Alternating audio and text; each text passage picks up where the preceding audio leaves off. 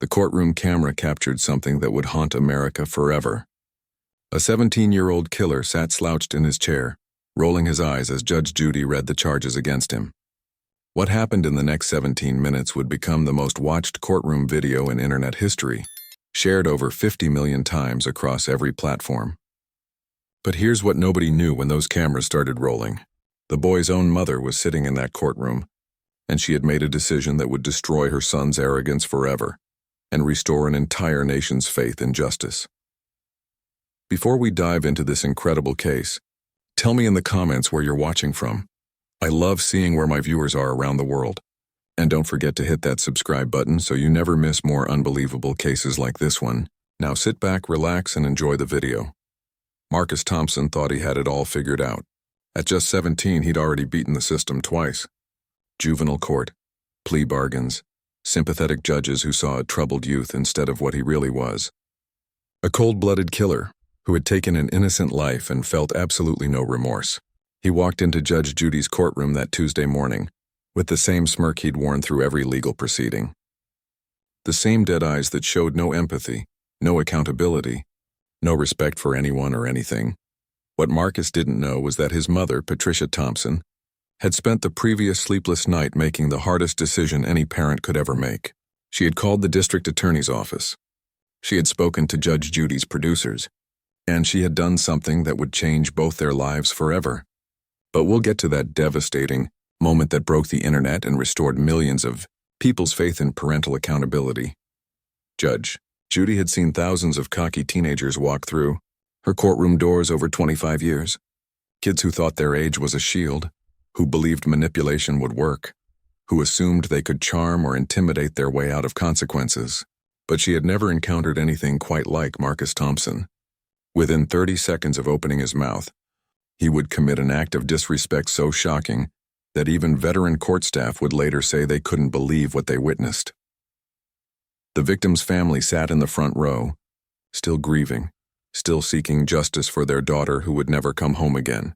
They had no idea they were about to witness something that would give them the closure they'd been desperately seeking. Because sometimes justice doesn't come from a judge's gavel. Sometimes it comes from the most unexpected source imaginable. Sometimes it comes from a mother's love being stronger than a mother's protection. Before we show you the moment that changed everything, before we reveal what Patricia Thompson said that left her son speechless and brought an entire courtroom to tears, you need to hit that subscribe button right now. Because what you're about to see will restore your faith in accountability, in justice, and in the power of a parent who chooses truth over comfort. This isn't just a courtroom drama. This is the moment when enabling ended and real love began.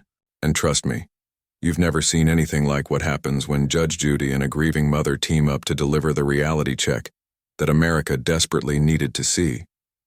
Marcus Thompson wasn't born evil, but by 17, he had perfected the art of destroying lives without feeling a single moment of genuine remorse. The crime that brought him to Judge Judy's courtroom was as senseless as it was brutal. On a cold February night, he had taken the life of 16-year-old Sarah Martinez during what prosecutors called a robbery gone wrong. But those who knew Marcus understood the terrifying truth. This wasn't a robbery gone wrong. This was a calculated act by someone who had learned that being a minor meant different rules, lighter sentences, and endless second chances. Sarah Martinez had been walking home from her job at a local bookstore when Marcus approached her. Security cameras captured the entire encounter. There was no struggle, no resistance from Sarah. She handed over her purse immediately, exactly as her parents had taught her. But Marcus shot her anyway, point blank. Then he stood over her body for 37 seconds, showing no emotion, no panic, no regret. He calmly walked away while Sarah bled out on the sidewalk, calling for her mother with her final breaths. What made this case even more chilling was Marcus's behavior in the weeks that followed his arrest. While Sarah's family planned a funeral, Marcus was seen laughing with friends, posting on social media, and acting like nothing had happened. When police arrested him 3 days later, his first words weren't about Sarah or her family. They were about wanting to call his lawyer. No remorse, no acknowledgement of what he'd taken from the world, just cold, calculated self-preservation. This wasn't Marcus's first encounter with the justice system, and everyone in that courtroom knew it. At 14, he'd been arrested for armed robbery. The judge gave him community service and counseling, calling him a child who needed guidance. At 15, he'd been caught dealing drugs outside a middle school. Another sympathetic judge, another program, another chance to prove he could change. At 16, he'd assaulted a classmate so badly the boy needed reconstructive surgery. The juvenile court sealed his records and sent him to anger management classes. Each time, Marcus learned the same lesson. The system wasn't designed to punish him. It was designed to rehabilitate him. And he had mastered the art of playing along with that rehabilitation while becoming more dangerous with each passing year. He knew exactly what to say in counseling sessions, how to appear remorseful during sentencing, and most importantly, how to use his age as a shield against real consequences. Marcus had studied the juvenile justice system like other kids study video games. He knew that sealed records meant fresh starts. He knew that judges preferred treatment to punishment. He knew that being 17 meant he could commit almost any crime and still walk free before his 21st birthday. The system had taught him that accountability was optional, that consequences were negotiable, and that victims were less important than his potential for reform. But Marcus had made one crucial miscalculation that would prove fatal to his arrogance. He assumed that every authority figure would treat him the same way. He assumed that his practiced expressions of fake remorse would work on everyone. He assumed that his ability to manipulate caring adults would extend to Judge Judy's courtroom.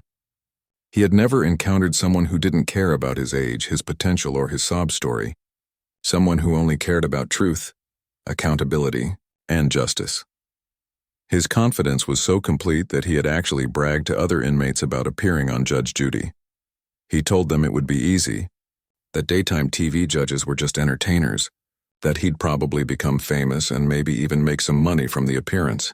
He spent the morning before his court date, practicing his innocent expressions in the mirror, perfecting the same look that had fooled so many well-meaning adults who wanted to believe in his capacity for change.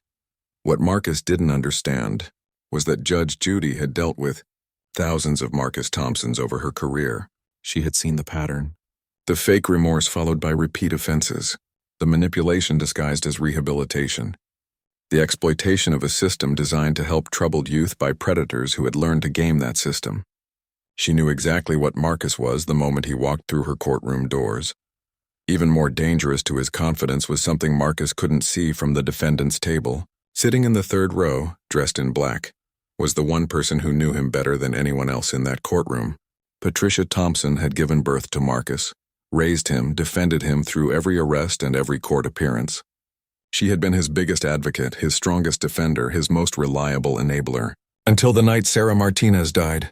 That night everything changed for Patricia Thompson, and she was about to show her son exactly what accountability really looked like. Judge Judy Files had built her legendary reputation on one unshakable principle that terrified manipulative teenagers across America. She didn't care about your age, your excuses, or your potential. She cared about what you did, why you did it, and whether you had the courage to take responsibility for the consequences. After 25 years on the family court bench in Manhattan, she had developed an almost supernatural ability to see through teenage manipulation in seconds, and Marcus Thompson was about to discover that his usual tricks wouldn't just fail in her courtroom, they would backfire spectacularly. What made Judge Judy particularly lethal to young criminals like Marcus was her complete immunity to the sob stories and fake remorse that had fooled every other judge he'd faced. She had heard every excuse, seen every crocodile tear, and watched countless teenagers try to use their youth as a get-out-of-jail-free card. While other judges saw potential for rehabilitation, Judge Judy saw patterns of behavior. While others focused on second chances, she focused on first accountability, and she had zero patience for killers who thought their age made them untouchable. Judge Judy's approach with young offenders was surgical in its precision. She would start with simple questions designed to measure respect and accountability. Do you understand why you're here? Do you take responsibility for your actions? Do you comprehend the pain you've caused? These weren't just questions, they were tests. Tests that revealed whether she was dealing with a genuinely remorseful young person or a calculating predator who had learned to exploit the system's compassion. Her reputation in legal circles was legendary, but among teenage criminals it was absolutely terrifying. Word had spread through juvenile detention centers and youth programs about what happened when cocky kids tried to manipulate Judge Judy. She didn't lecture them about their potential like school counselors. She didn't offer them programs and second chances like juvenile court judges. She held up a mirror and forced them to see exactly what they had become, often in ways that shattered their carefully constructed delusions of invincibility. What made Judge Judy's courtroom particularly dangerous for someone like Marcus was her complete indifference to the usual teenage defense mechanisms. Sulking didn't work. Eye-rolling earned immediate correction. Disrespect triggered an escalation that most teenagers weren't prepared to handle.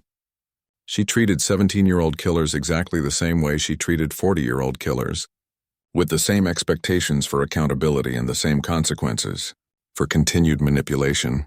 Judge Judy had been specifically chosen for Marcus's case because 3 previous judges had failed to break through his arrogance. The district attorney's office knew that if anyone could expose Marcus Thompson for what he really was, it would be the woman who had spent decades refusing to let age excuse evil. They needed someone who wouldn't be charmed by his fake remorse or intimidated by his practiced indifference. As Marcus Thompson prepared to walk into her courtroom that morning, he had no idea he was about to face the one authority figure in America who was completely immune to his manipulation, utterly unimpressed by his attitude, and absolutely determined to hold him accountable for taking Sarah Martinez's life. The moment Marcus Thompson shuffled into Judge Judy's courtroom, his body language announced exactly what kind of performance he planned to deliver. He slouched in his chair like he was settling in to watch television, not face justice for taking a human life. His eyes wandered around the room with bored indifference, occasionally stopping to smirk at the cameras as if this were all an entertaining game designed for his amusement.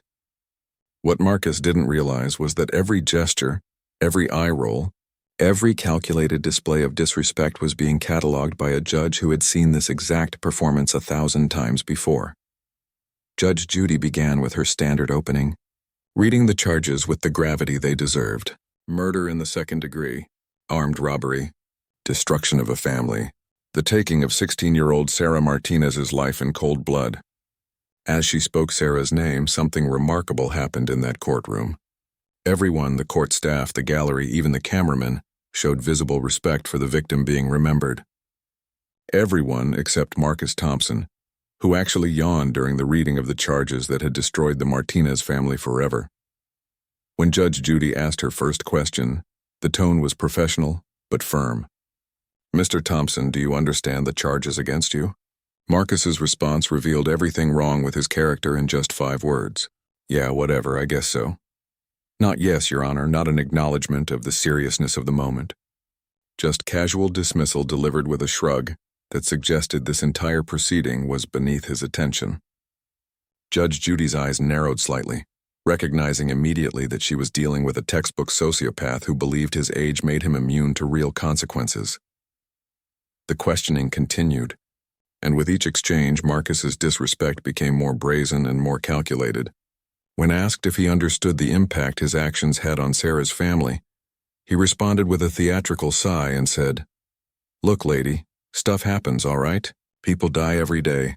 The words hung in the air like poison. Sarah Martinez's mother, sitting in the front row, let out a quiet sob. Her daughter's killer had just referred to her murder as "stuff happens," while addressing a federal judge as "lady." Judge Judy's warning was clear and measured. "Mr. Thompson, you will address this court with respect. You will sit up straight, and you will acknowledge the gravity of what you've done." But Marcus had misread the room completely. Instead of compliance, he saw this as a challenge to his carefully constructed image of invincibility. He leaned further back in his chair, crossed his arms, and delivered the response that would seal his fate. "Or what? You gonna send me to my room? I'm just a kid, remember?" The courtroom atmosphere changed instantly. Veteran court officers who had seen everything in their decades of service exchanged shocked glances. The stenographer actually paused her typing for a moment, unable to believe what she had just heard. A 17-year-old killer had just mocked Judge Judy to her face, while dismissing his victim's murder as a trivial inconvenience. Even by the standards of juvenile court, this level of calculated disrespect was unprecedented. Judge Judy's response was controlled but deadly. "Mr. Thompson, you seem to believe that your age protects you from accountability. You seem to think that being 17 means the rules don't apply to you. Is that correct?" Marcus, feeling confident that he had successfully established his untouchable status, made the fatal mistake of doubling down. Pretty much, yeah.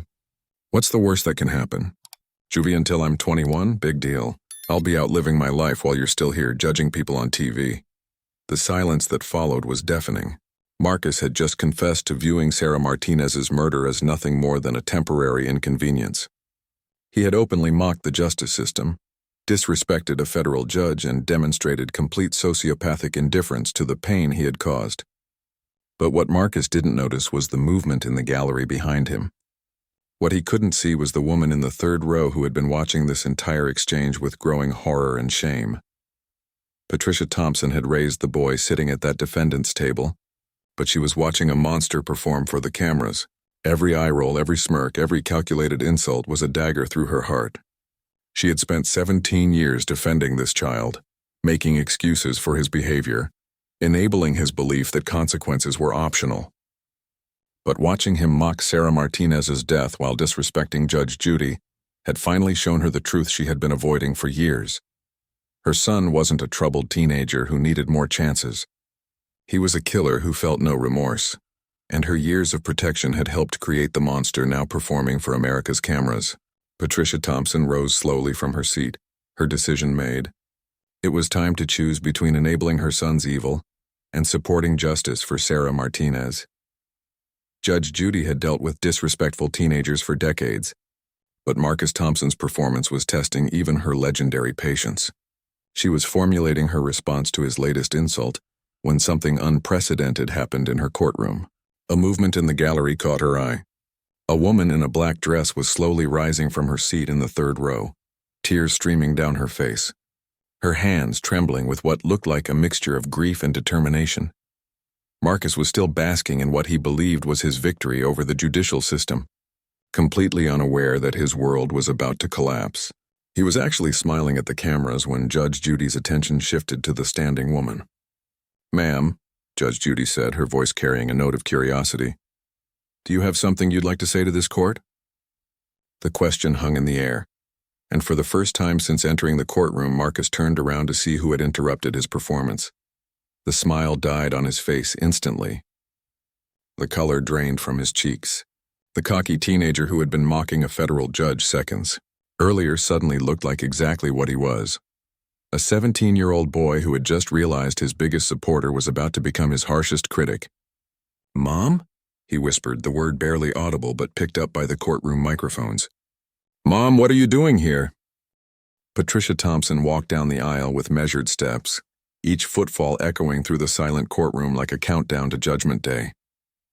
Court officers tensed slightly, unsure of protocol for this unprecedented situation, but Judge Judy gestured for them to allow her approach.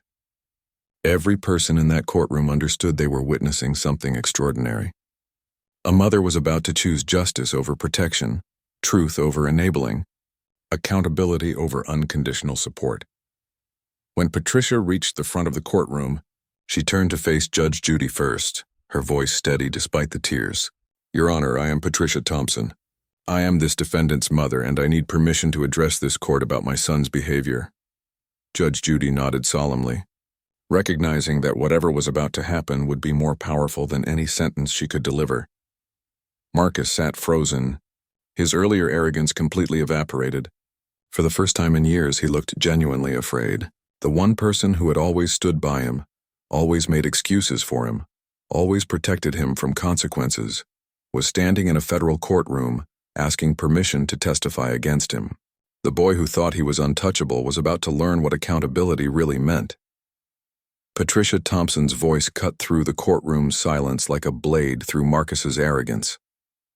"Your Honor, I want to apologize to you, to Sarah's family, and to everyone who had to witness my son's disgusting behavior today. The disrespect he showed you does not represent how I raised him, but it absolutely represents who he has chosen to become." She turned to face Marcus, who was now slumped forward, his cockiness completely shattered. "Marcus, I have made excuses for you for 17 years. I told myself you were troubled, that you needed more chances, that you would eventually find your way. But watching you mock Sarah Martinez's death, watching you disrespect this court, watching you treat her family's pain like entertainment, I finally see the truth." Her voice grew stronger. "I enabled a killer. Sarah Martinez is dead because I taught you that consequences were optional, that your age was a shield, that my love meant protecting you from accountability. Your Honor, I will no longer make excuses for evil. I will no longer enable his belief that being my son makes him untouchable. He took an innocent girl's life and he feels nothing." Patricia's final words broke Marcus completely. "Give him the justice I failed to provide. Give Sarah's family the accountability they deserve." The transformation in Marcus Thompson was instantaneous and complete. The cocky teenager who had mocked Judge Judy and dismissed Sarah Martinez's death was gone, replaced by a broken 17-year-old who finally understood that his shield of invincibility had just been destroyed by the one person he thought would never abandon him. He sat hunched over, sobbing uncontrollably, his carefully constructed facade of indifference shattered by his mother's devastating testimony. Judge Judy's response was swift and decisive. "Mr. Thompson, your mother has just demonstrated more courage and integrity than you have shown in your entire 17 years. She has chosen justice over comfort, truth over enabling, and accountability over unconditional protection. I suggest you learn from her example." The sentence that followed reflected Patricia's impact. Marcus would be tried as an adult, facing life imprisonment for Sarah Martinez's murder. The courtroom erupted in applause for Patricia Thompson's courage. Sarah's parents, who had watched their daughter's killer mock their pain, finally saw the accountability they had been desperately seeking. Court staff, who had witnessed thousands of cases, later said they had never seen anything more powerful than a mother choosing justice over protection. Within hours, the video had gone viral across every platform. The hashtag #MothersChooseJustice trended worldwide as millions of parents shared Patricia's story, praising her impossible but necessary decision. Legal experts called it the most powerful demonstration of parental accountability in courtroom history. Child psychologists used the footage to teach about the dangers of enabling versus supporting. But the most profound impact was on other families facing similar choices. Hundreds of parents reached out to Patricia, sharing their own struggles with children who had crossed moral lines. Support groups formed around her example of choosing tough love over blind protection. The Patricia Thompson Foundation was established to help families navigate the heartbreaking decision between enabling and accountability. For Marcus Thompson, his mother's testimony became the turning point that no amount of juvenile court intervention had achieved. Facing life in prison with no one left to make excuses for him, he finally began the genuine rehabilitation that years of enabled behavior had prevented. Patricia Thompson's courage that day didn't just deliver justice for Sarah Martinez. It showed millions of viewers that real love sometimes means letting consequences happen, that accountability isn't cruelty, and that the hardest parenting decisions are often the most necessary ones. Sometimes the greatest act of love is refusing to protect someone from the truth about who they've become. If this story of a mother's impossible courage moved you, hit that subscribe button and share this video. Drop a comment below about the hardest choice you've ever had to make for someone you love, because sometimes love means choosing justice over comfort and truth over protection.